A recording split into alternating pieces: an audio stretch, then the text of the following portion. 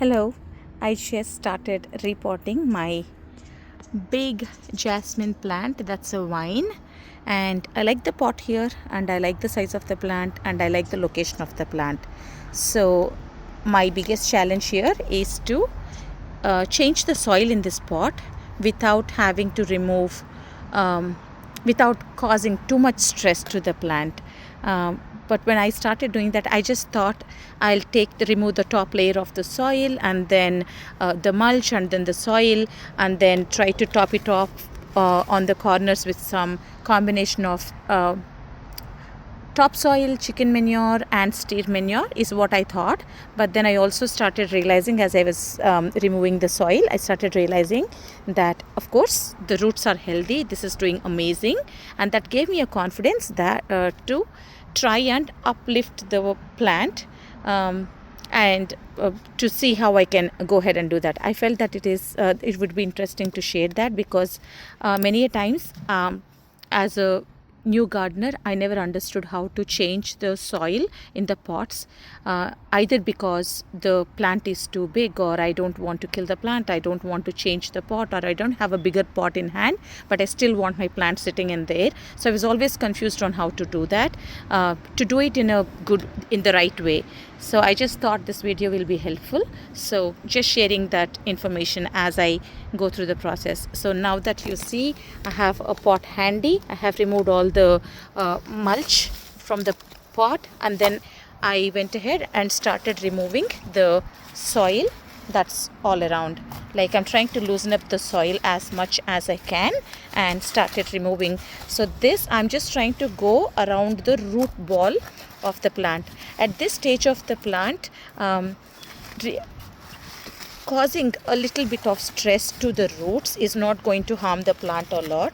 So it's always best advised to not water the plant for the 2 days before you plan to repot it, because that way you're going to have your soil nice and easy to be able to move. So I'm just going to go ahead and try to remove as much soil as I can. In this case, I can actually bend the pot over and remove the soil, but I also want to use this situation to show where you cannot move the pot. If it's a bigger pot, or say if it is a very heavy pot that we cannot move, what do we do then? I just want to show that as well.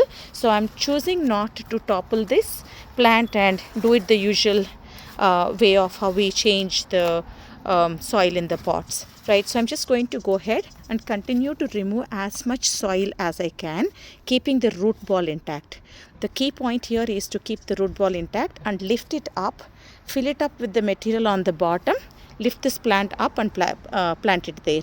So the plant for now is not very heavy. Even if it is a heavy plant, we can still follow the same process without having to move the pot at all. So we'll continue to do the process. We'll show you once I remove as much soil as I can. So I kept removing as much soil as I can.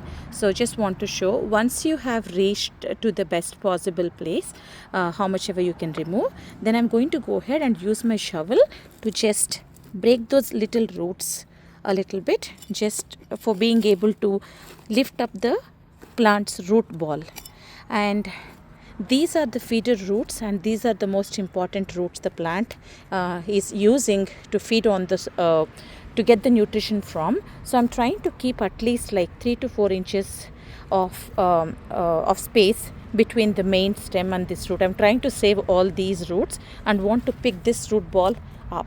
And if this is a bigger pot, you'll use a bigger shovel, and because this is a smaller pot, I'm just demonstrating the procedure would be the same. I'm using a hand shovel and trying to go ahead and loosen up on all the sides. That way I can lift up the root ball of the plant. So I'm trying to go ahead and shove it in as much as I can and loosen up the roots as much as I can, so I can lift that root ball up. Once I'm able to do that, this is what I'm going to continue and do. Loosen it up, remove the soil, and trying to move this up on all the sides and remove the soil. Once I achieve to that point, I'll show you what next to do. I reached a point where I can have my fingers underneath the plant, and I can feel the tug right there, and I'm going to use both of my hands and pull the root ball up. I really wish I can show you better, but I was finally able to get the root ball out like that. Now I'm going to support this plant like that right there, just like that, because that's my desired height. It's just sitting on all the soil right there. I'm going to go ahead and remove all of this soil as well, and then fill it up with a good thick layer of leaves down there, or some wood chips, and then a lot of compost that I was able to harvest from all over the garden yesterday. And right there we have one big full pot of compost. I also have more compost here. This is all kitchen waste compost. So I'm going to purely fill up the pot with the kitchen waste compost. That way I know the plant is going to thrive right here. So now that we see more clearly, the root ball is out. I'm going to go ahead and remove all the soil and replace all the soil with fresh compost. So I have been trying to remove as much soil as I can, because I cannot pull this plant out of the pot as it was tied up on there. I need to work with the plant and the roots in the pot. So this is one indication, though it is nice and dark looking soil, though it's getting watered, if the soil is dry like that even after being watered, that means that the soil is depleted. It has no more nutrition left. And with this particular plant that I'm working right now, it has a big root system. It has a lot of feeder roots. So I'm really not too worried about stressing out the plant so much. And plus, this being fall right now, the plant is in a warm spot too. So I'm not worried about the plant not making it because of the root system it has. That's what I mean to say. If it's a smaller plant, then of course it will be sitting in a smaller pot, or even if it is in a bigger pot, the root system is not as developed. So this is not going to affect the plant too much. It definitely stresses the plant, not that it won't, but it doesn't affect the plant as much. So I'm just going to gently go ahead and change the direction, move the pot around, move the plant onto the different side, and then remove the soil right here too, so the entire pot is empty. So there we go. Finally, that's the amount of soil I was able to get out of the pot, almost underneath. The plant is still intact in the pot. That's the soil I have removed. And now I'm going to get this compost into a pot and start filling the pot with the jasmine plant in it. So now comes the big part of filling up the pot. So right here I have some half decomposed stems and a lot of almost decomposed leaf mold, and that is what is going to the bottom of the pot. And of course, as this decomposes again, the level of the soil is going to go down. But now that we are going to raise this plant up completely to the top, it takes about 6 months. Again, it might go down to 3 to 4 inches. It might go down, but that's completely fine, because we are going to repeat this process next year again, or depending on the need, maybe 8 months later, or however or whenever required.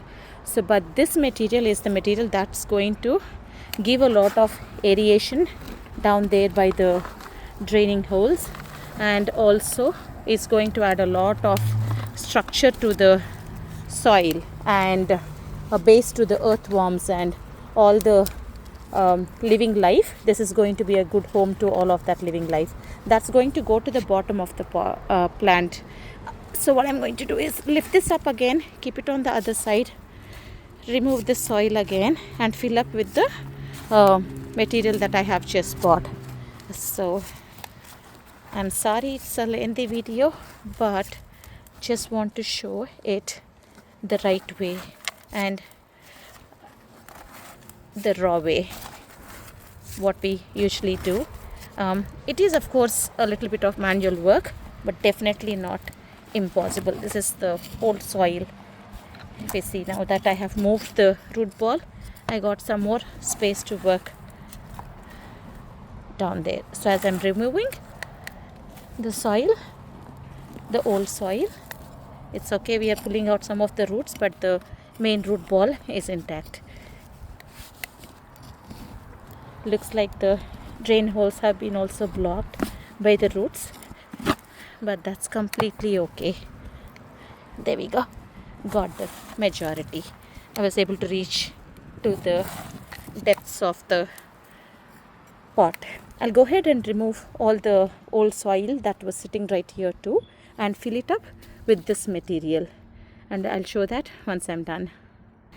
I'm extremely happy that I was able to get that big chunk of dirt that it was really hard, sticking down there really hard, and that gives me a lot of space to go ahead and add this compost. I would like to, I'm sure it would have been more helpful if I had a help to film it better. There we go. Now that I'm able to lift this up a little bit, move it, I'm just going to readjust all the soil in there. There we go.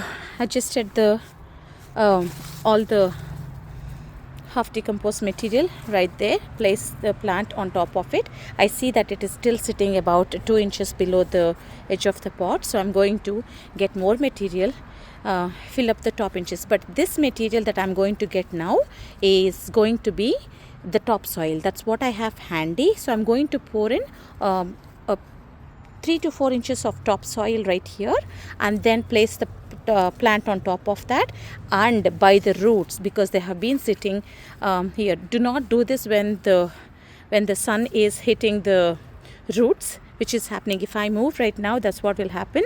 So I have to repot this immediately so that this is not stressing the roots more. But trust me, the plant will get stressed, but it will thrive later.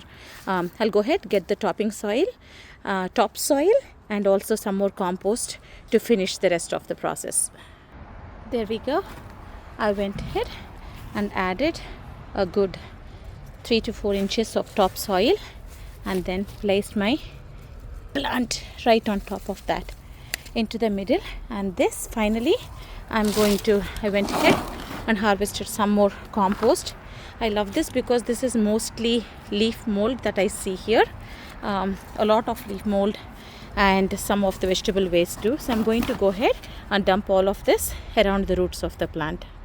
There we go, lots of earthworms, so much of leaf mold, some vegetable compost, kitchen waste compost, and all of this put together, we have covered the roots of the plant very well.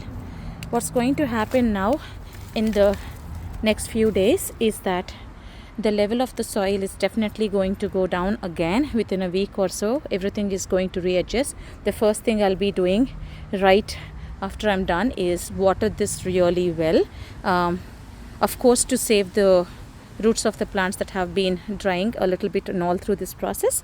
And there's lots of earthworms that have been moved in this process from pot to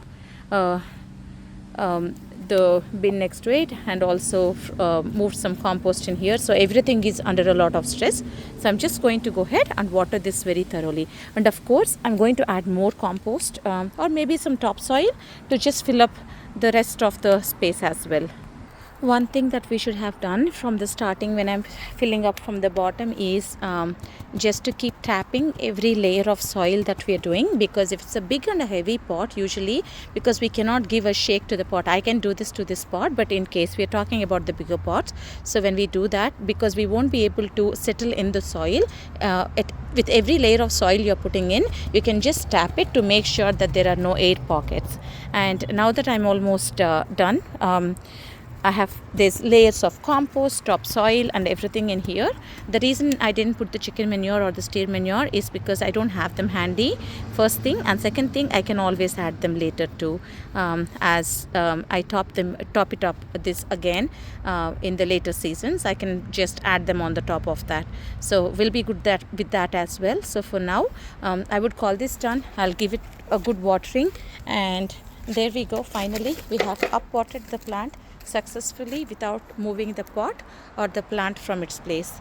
I know it was a little longer video, but I really wanted to show that it is possible and we can really change all of the soil in that pot. This is about a 12-gallon pot, I would say, but this process same holds the same even if you go up to a 25-gallon pot. I have literally changed my plants just the same way, and of course it's not impossible, it's doable, and it works really the best way. I really hope this video is helpful and you can use the same way to up pot or replenish the soil in your curry leaf pots or mango or any other fruit trees that you're having.